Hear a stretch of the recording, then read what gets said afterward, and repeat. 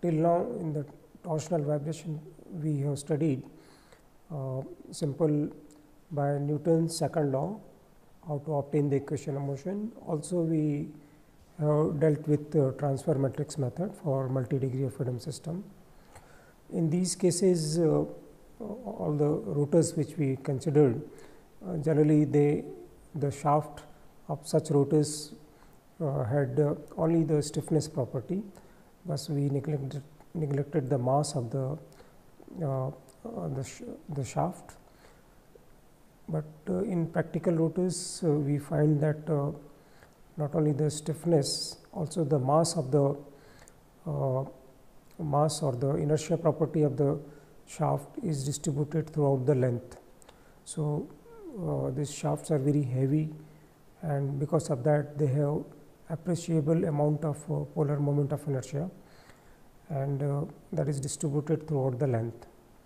So in such rotors generally when we want to model using discrete mass analysis, the analysis is not that much accurate, and for such cases we have approach that is called continuous system approach. Generally we deal with such system with continuous system approach, and today we will see very briefly this particular approach, how to obtain the governing equation for the torsional case when the both mass and elastic property of the shaft is distributed. And our main focus would be in the subsequent lectures to have finite element formulation of such system, so that it can be applied to a real system. So let us see what are the things we will be covering today. So basically we will be developing the torsional vibration analysis using continuous approach, and we will introduce some basic terminology of the finite element method. In this free and forced vibration is the main analysis which we do, and some of the concepts like eigenvalue, which is nothing but natural frequency, eigenfunction. In discrete system it was nothing but the mode shape. Some other property like orthogonality property we will see which is there for the eigenfunction, especially for the continuous system. Then some basic definitions which generally we use in the finite element method, like elements, nodes, field variable, degree of freedom of node and element. These are the basic definitions we will be introducing in this particular lecture, and in subsequent lecture we will be dealing with the finite element method in more detail. So let us see how this particular continuous system approach works, and for this let us see what are the type of shafts we have considered. So earlier we had one flexible shaft, especially for transverse vibration it is more clear. So I am trying to explain this continuous system approach by transverse vibration, and subsequent then we will be analyzing. So this is a massless flexible shaft and a heavy disc we placed, and such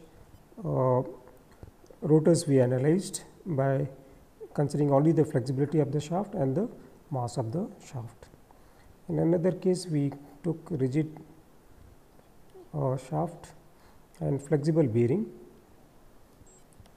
In this particular case the shaft we considered as rigid, only the flexibility was there in the bearing. But in some cases the rotors are relatively heavy and flexible. So when we mount them on bearings, they not only have appreciable amount of inertia, also they have elasticity. For such rotors we cannot able to distinguish where a particular mass we should able to concentrate at one location or several locations. So generally in this particular case we will see that elastic property and the mass property of the shaft we need to consider continuously. This was the example given for the transverse vibration, in which we are interested in this kind of vibration. But the present study, we are interested in the torsional vibration of such rotor system. So, let us see how this can be modeled. So, for this particular case, if we have a shaft which is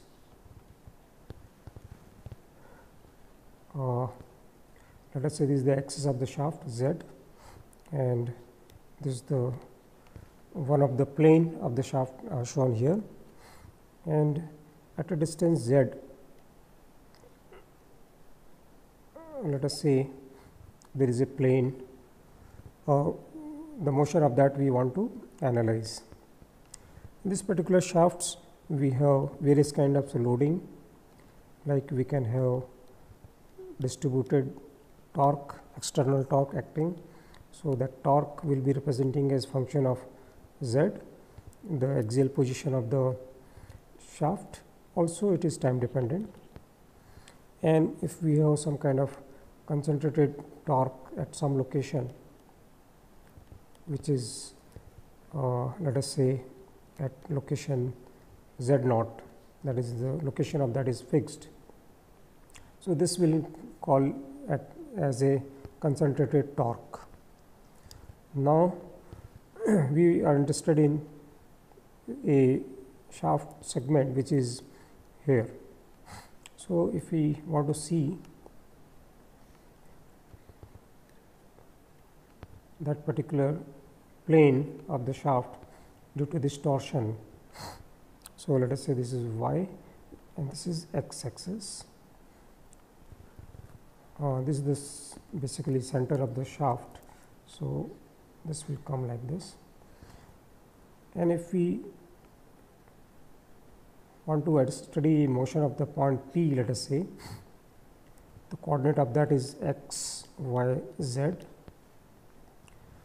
If we have angular twist of this particular plane phi z, which is again function of z and time.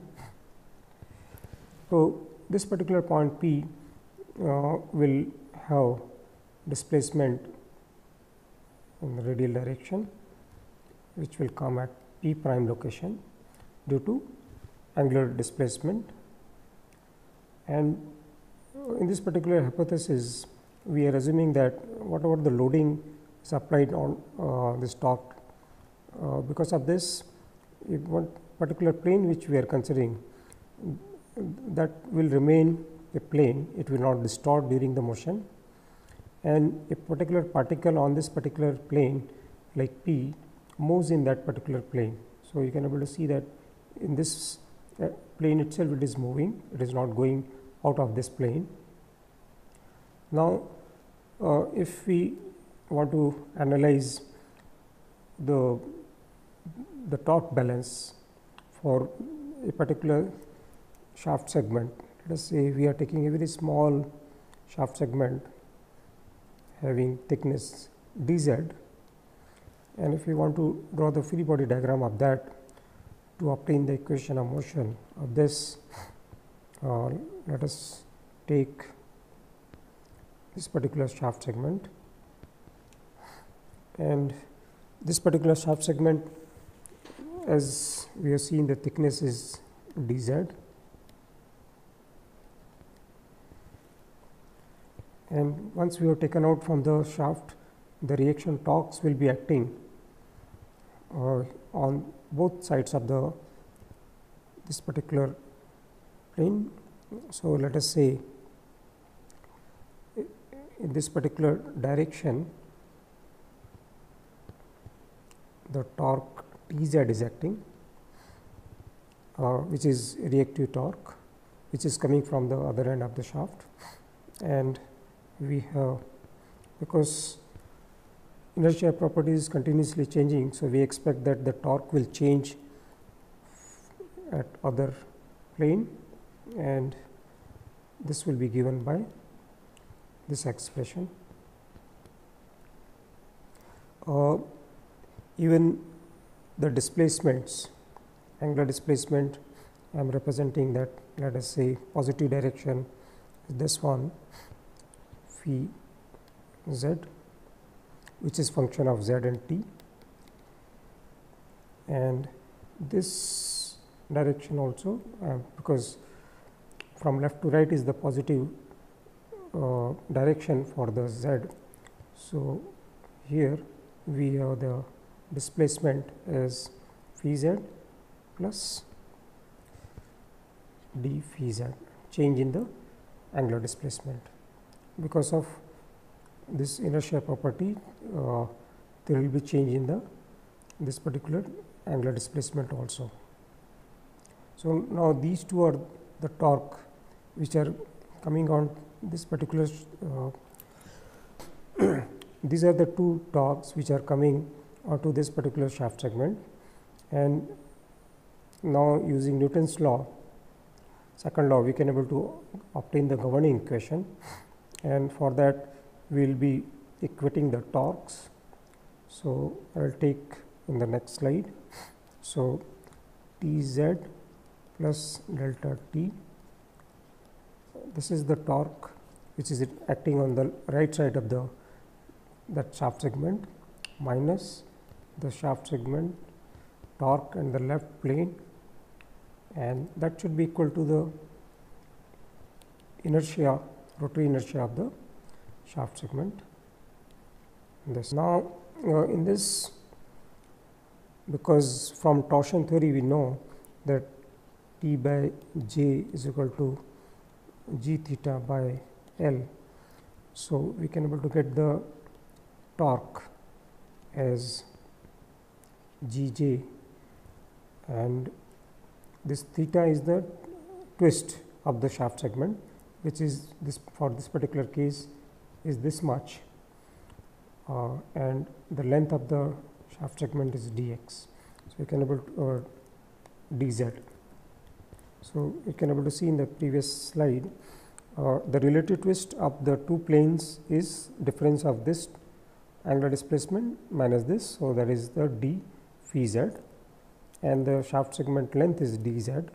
So, we got this one, and the IP, which is mass polar moment of inertia, is given as r square dm. Dm is the mass of the shaft segment. So, we can able to write this as r square rho dv. So, this is the mass, and then this we can able to write it as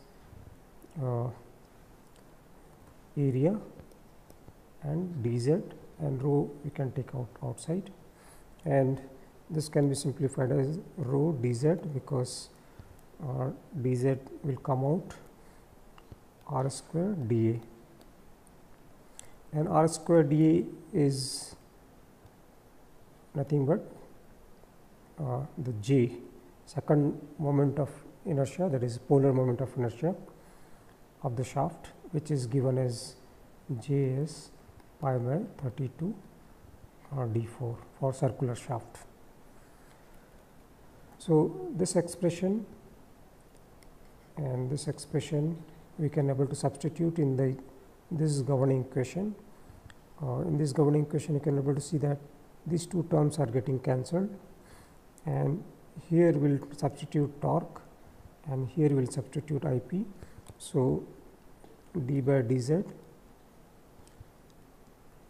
or for torque we will write gj, and this for the torque, and d. So, again you can see we have substituted for torque and this one, and right side we need to substitute for IP. So, rho j dz and phi double dots. So, this is double dot is representing the time derivative with respect to time derivative, and this is a double dot means double derivative with respect to time. So, you can able to see that this will get cancelled, and we will left with equation of motion of the continuous shaft for the torsional vibration, which will be given as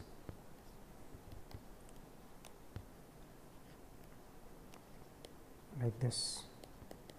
So, this is the equation of motion of the continuous system.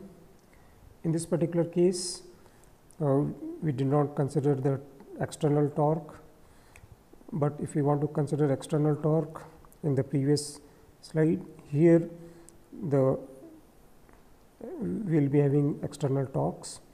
So, you can able to see that if we want to consider the external torque, here we will be having distributed external torque and concentrated torque, which was at the location of the Z naught. So, we will be using a direct delta function delta to specify that particular torque. So, you can able to see this direct delta function is having property that when we have this will be equal to 1 when we have Z is equal to Z naught, and this will be 0 when Z is not equal to Z naught. So, you can able to see that when we are we are specifying the Z is equal to Z naught, then only this will act, otherwise it will not act, because this is a concentrated load and this is the external load which is distributed over certain length that will be specified. We have obtained the equation of motion of a continuous shaft for its torsional vibration. We have seen that this particular equation of motion is partial differential equation. It is having derivative with respect to Z, the spatial derivative, and as well as derivative with respect to time. And this particular equation of motion represent because till now we have not considered any boundary condition. So, if we consider a boundary condition, the solution of this particular differential equation, which we will be calling as boundary value problem, will be unique. So, let us take very simple example of a cantilever shaft. For that, we will solve this particular differential equation, and this particular equation is having similar form, which generally we study in the mathematics. There is we call it as a wave equation. So, this equation is exactly same in form as wave equation, only thing is the variables are different. So, now let us see, we will solve this particular wave differential equation for the boundary condition of the cantilever beam. So, we have one shaft is having cantilever condition. You can able to see this is the Z axis, length of the shaft is L, and it is undergoing torsional vibration. In this particular case, you can able to see that at the fixed end, the boundary condition is that this particular displacement, which is function of time and Z at Z is equal to 0, this displacement is 0 at this fixed end. On the other hand, this free end, there is no torque, and we have represented torque earlier like this. So, at Z is equal to L, we have the condition that torque is 0 because this is a free end. Now, to solve the differential equation which we had obtained earlier, that is I am writing again, phi Z is equal to dj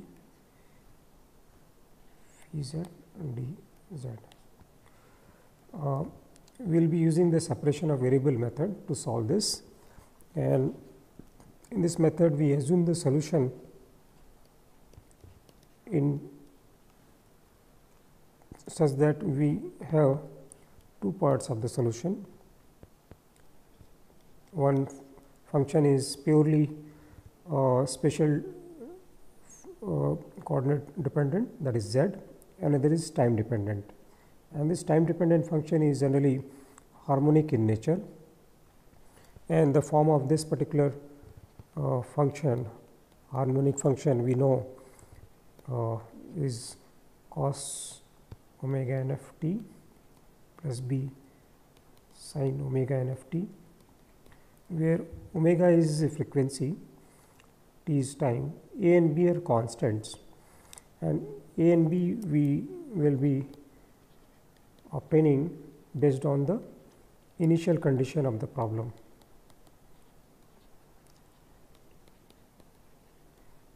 From the initial conditions we will be obtaining these two constants.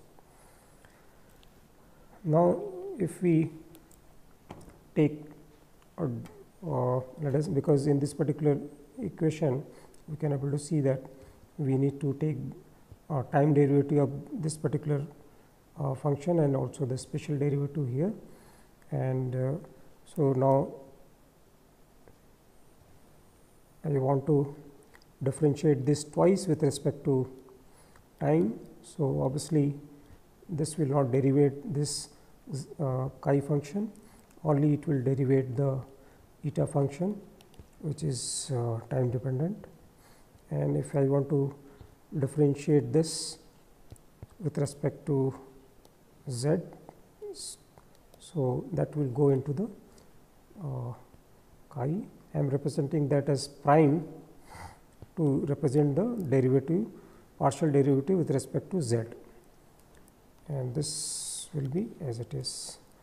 So, these two we can able to substitute in the equation of motion, and if we substitute this in equation of motion, we will in the previous equation here. So, we will get rho j eta double dot this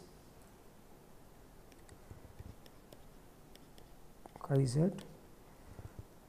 So, this is in the left side is equal to, in the right side we have, because this particular shaft we have considered uniform. So, g j will be constant, so it will come out. So, we will be having g j and double derivative of that function. So, we will be getting chi double derivative with respect to z and eta t. Now, if we see the harmonic function is having property, this particular, if we take double derivative of this with respect to time, basically we will get a relation as this. This is the condition of the harmonic motion, and if we substitute this here, we will get rho j minus omega square n f and chi z eta t is equal to g j chi. So, you can able to see that this chi will be common and it will be get cancelled. So, we will left with a differential equation which is now only function of z. That means, this is a now ordinary differential equation. You could able to convert the partial differential equation to ordinary differential equation. So, this will be having the form of this.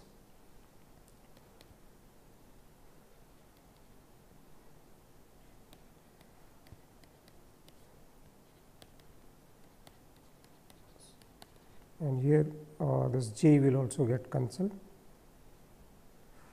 and this we can able to write it as chi t by del square plus, I am calling that constant as alpha square, chi t is equal to 0, where alpha square is, as we can able to see here, is rho omega square n f by capital G. G is the modulus of rigidity. Now, this particular differential equation, which is now ordinary differential equation, we can have the solution of this. Sorry, this is only z, function of z, not function of time. So the solution of this will be of this form: c constant cos alpha t alpha z plus d sin alpha z. So this is the solution which we are assuming of this differential equation, where c and d are constant, and that will be obtaining from the boundary condition of the problem. And for a cantilever case which we are dealing with, we have seen that these are the two boundary conditions. So from these two boundary conditions, we will be obtaining the c and d value. So let us see the first condition, that at z is equal to 0, this displacement is 0. So we will get this as 1 plus d into 0. So you can able to see that we are getting c is equal to 0 from first boundary condition, this fixed end boundary condition. Second boundary condition we have is this torque is 0.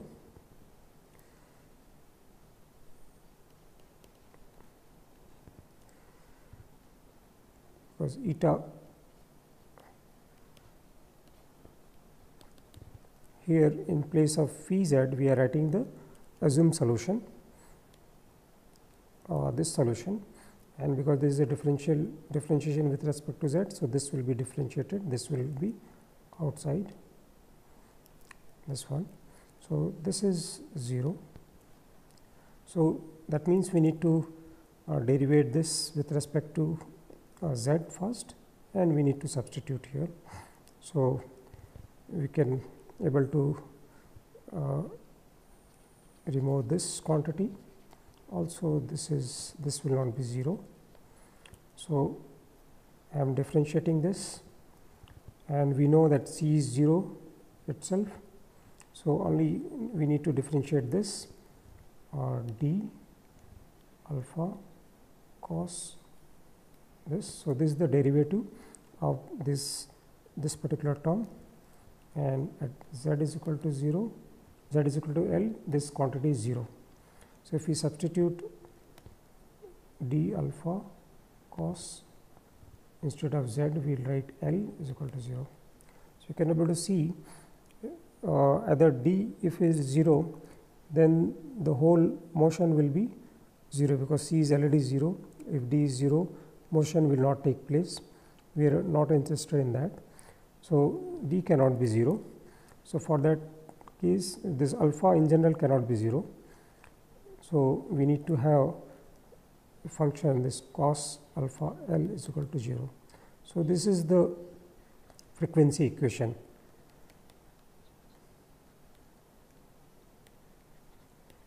This is the frequency equation, and the root of this will give us the eigenvalues, and from there we can able to obtain the natural frequencies. So you can able to see the solution of this alpha L is equal to pi I by 2, where I can be odd numbers, and we have infinite number of solutions. So infinite number of eigenvalues are possible. And earlier we have related alpha with the natural frequency of the system by this relation. So we can able to get the natural frequency from this, that will be as I pi by 2L. So after simplification we can able to get the natural frequency from these two expression like this, and here I is again varying from 1, 2, 3, 5. So these are the various natural frequency of the cantilever shaft. Now the eigenfunction, the assumed solution, we had c is equal to 0. So eigenfunction is left nothing but psi chi is equal to sin alpha z that again we can able to, and here some constant we can able to attach, and alpha is already given there. So, this will be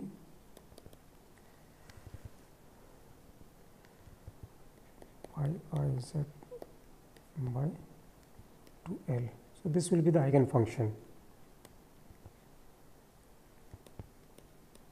and eigenfunction will give us how the relative points in the whole shaft will be having displacements, because in this particular case each and every particle point on the shaft will be having relative displacement with respect to each other. This function will give us the relative displacements of various particles in the shaft system. In continuous system approach, as we obtain the natural frequency and the eigenfunction which represent the mode shape.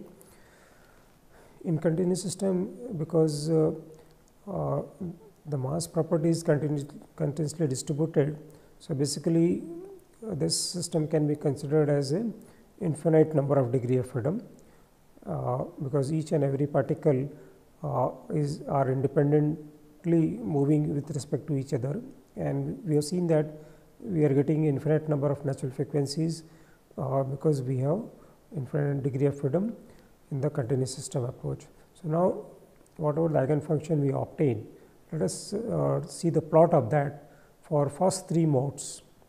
So, this is the plot of the eigenfunction. So, you can able to see this is the position of the shaft, this is the fixed end of the shaft, and this is the free end of the shaft, and this is the angular displacement, and this is a relative angular displacement. So, we have taken the maximum displacement as unity, which is for this particular case for first mode. So, this is belonging to the first natural frequency corresponding to I is equal to 1. So, this is the first mode, and for second natural frequency the mode shape will look like this. This is the fixed end, maximum is taking place here and here also, here plus minus and here minus 1. This we are normalized because this is a relative displacement. So, the maximum we are taking as 1, but here you can able to see that if we draw the 0 line, there is a one place where the shaft displacements are 0. So, and either end of this particular shaft is having opposite angular displacements. So, this particular position is called node, as we have seen earlier also. So, there will not be any angular displacement of the shaft at this particular place, but either side of this two will be having opposite motion. Again I am repeating, we are talking about the torsional angular displacement. So, the shaft at shaft particles which are left side and right side, they will be having opposite motion. Similarly, this is the third one is for third natural frequency, and here if we draw the 0 line, we will see that there will be 2 nodes where there will not be any angular displacements, but there will be angular displacement in either side, and these two will be having opposite motion and this two will be having opposite motion. So, and we can able to plot this for higher natural frequencies also, and we expect for such cases additional nodes will be coming as we will increase the natural. For the continuous system approach, we have obtained the natural frequency and mode shape for one particular boundary condition, which was cantilever case.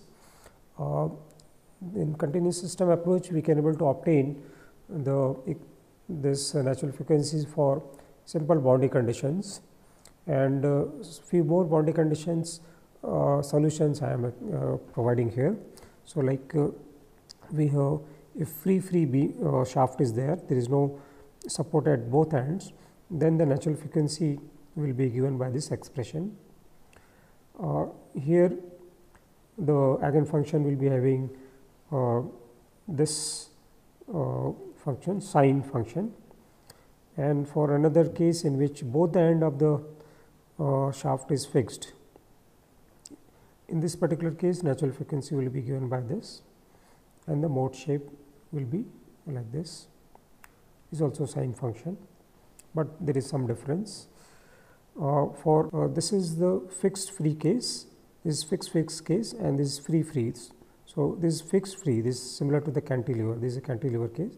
This is fixed, and this is free, and these are the natural frequency and mode shape. So basically, we need to satisfy the boundary conditions to get the constant, that C and D, and depending upon that, we can able to get the this equations. Once we obtain the eigenfunction for a particular disturbance, if you are talking about free vibration, if you are giving a disturbance to the system, how the system will vibrate will be given by the expansion theorem, in which we mention that any free vibration we can able to express in terms of these eigenfunction,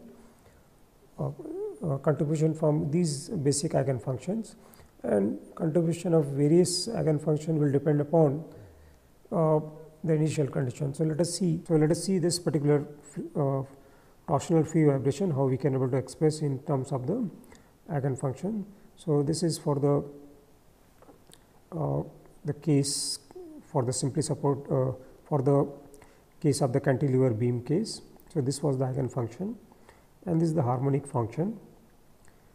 So you can able to see that we are expressing any general free vibration in summation of various eigenfunction and the harmonic function, where A and B is the contribution of various modes, and this will depend upon how we are giving the initial conditions. And for zero initial condition like this, if our initial conditions is not zero initial condition, at time t is equal to 0, for initial condition t is equal to 0, if we have these angular displacement and angular velocity, these constants we can able to get by this. Basically, to get this, we need to multiply both sides of this equation by the eigenfunction for one particular mode, and we need to integrate over the domain. And while integrating, we will be using the orthogonality of the mode shape. That means, when these two mode shapes are same,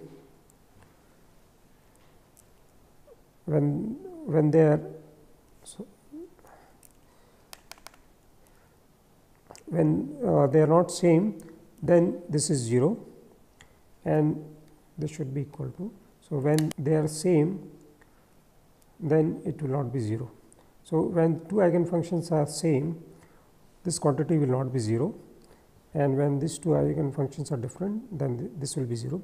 So, you can able to see that once we are applying multiplying by in both sides by eigenfunction of the ith mode, the terms here will be 0 corresponding to all modes except I, and that is the case here. So, these have been obtained using the this orthogonality condition of the mode shapes. So, you can able to see for different initial conditions we can able to get these constants, and the free vibration can be described. We have analyzed the torsional vibration. The analysis for the axial vibration for continuous system is exactly similar to the torsional vibration. Only thing is some of the variables we need to interchange. So, for axial vibration, so if we are talking about a shaft having axial vibration, that means longitudinal vibration. So, if you want to analyze this system, we need to replace the angular displacement which we took in the torsional vibration by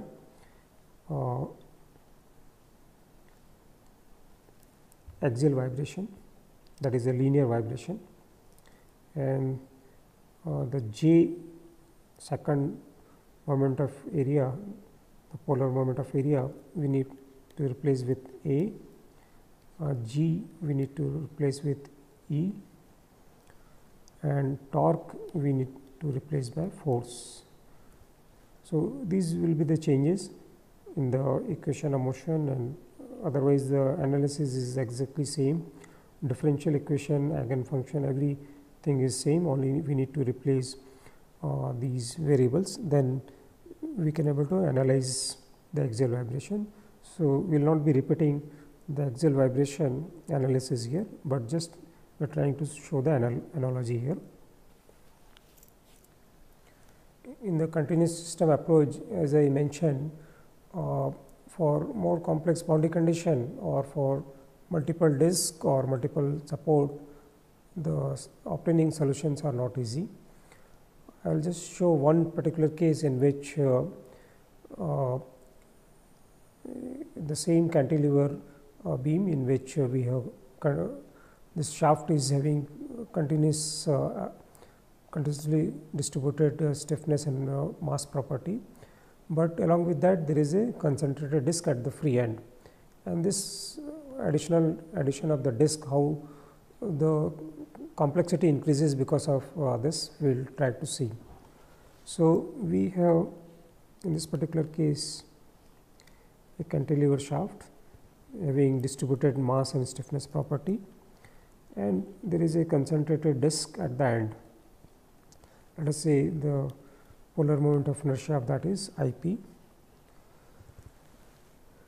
So, in this particular case we can able to see the boundary conditions. This particular disk either we can take in the boundary condition.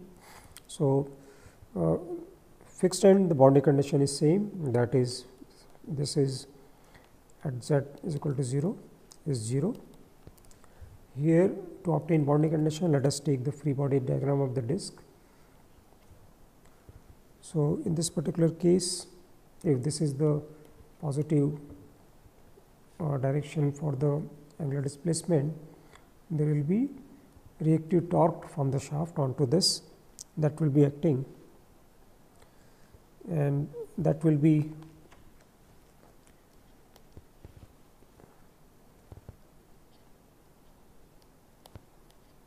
this at z is equal to L. So, from this we can able to get the boundary condition here.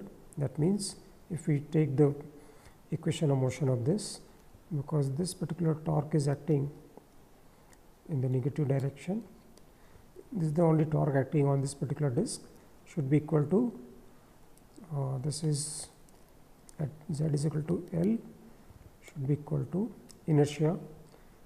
This is the polar moment of inertia of the disk, and phi is at z is equal to L. Because this disk location is at z is equal to L, this angular displacement, which is basically in general representing the displacement, angular displacement of the whole shaft at any location of the z. So, we need to specify that this angular displacement which we are talking about for this disk is at z is equal to L. So, this is the equation which we obtain is the boundary condition of the problem. Earlier, because there was no disk, so right hand side was 0, but because there is a disk, this is having right hand side which is this. Now, let us see how this boundary condition gives the complexity in the solution. So, we had the equation like this, in which C and D we need to obtain with the boundary condition. So, for this boundary condition, we because this phi z we chose as multiplication of the this and the time function.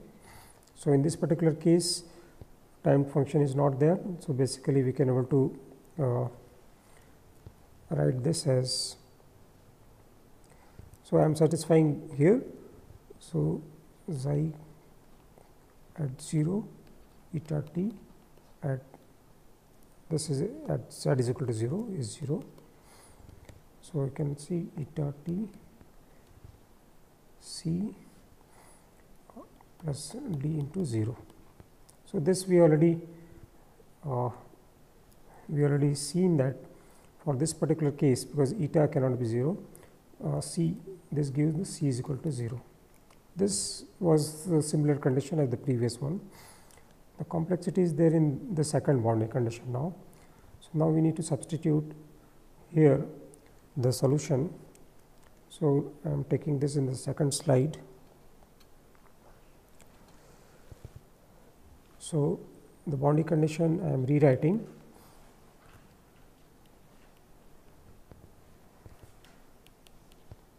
Like this, and because we have the harmonic function eta, so we can able to write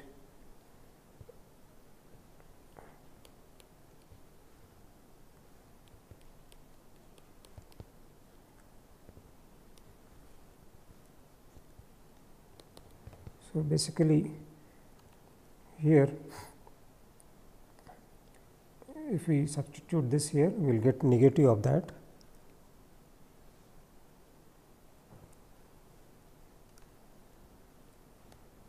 We will get negative of this. So, they will get cancelled. Now, we will satisfy the boundary condition. So, you can able to see that if we take the first derivative of this, because c is already 0. So, this will be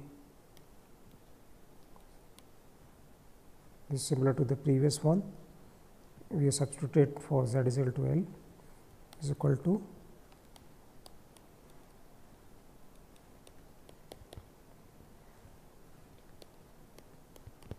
so here also we have substituted for this. So, we can able to see that now this equation we can able to simplify as tan alpha L is equal to rho g L by I p 1 by alpha L. So, with some rearrangement we can able to write this equation like this. So, here you can able to see that the solution of this is not easy, because we need to solve for alpha, which is here also. So, this is a transcendental equation. So, this we need to solve numerically, and few solutions of these I am providing here.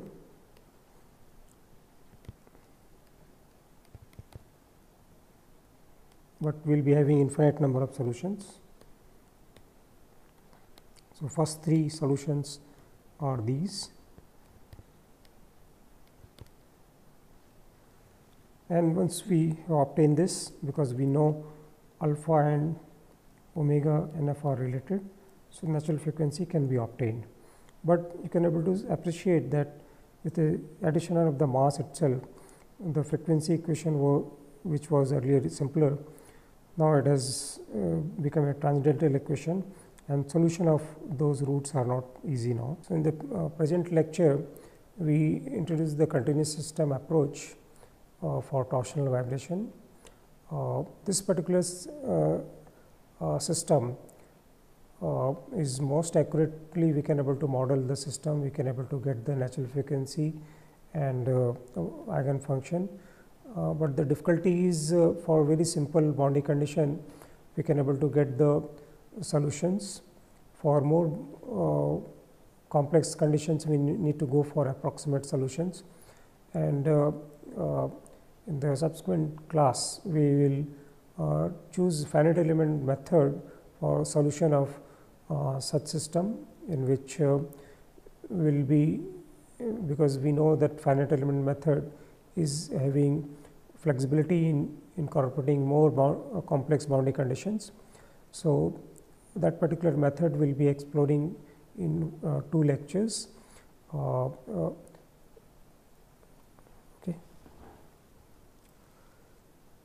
Just 1 or 2 lines more I will tell.